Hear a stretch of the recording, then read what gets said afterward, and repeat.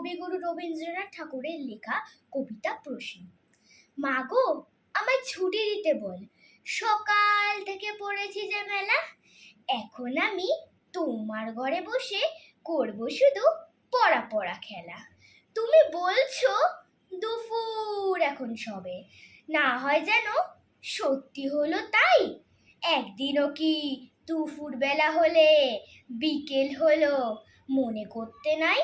আমি তো বেশ ভাবতে পারি মনে। সূর্যি ডুবে গেছে মাঠের শেষে, বাগদি বুড়ি চুবড়ি ভরে নিয়ে শাক তুলেছে পুকুর ধারে এসে। আদার হলো মাদার গাছের তলা, কালি হয়ে এলো দিঘির জল। হাটের থেকে সবাই এলো ফিরে, মাঠের থেকে এলো চাষির দল। মনে কর না উঠল সাজের তারা, মনে কর না সন্ধে হলো যেন। দুপুর রাতের বেলা দুপুর যদি হয়, দুপুর বেলা রাত হবে না কেন? নমস্কার।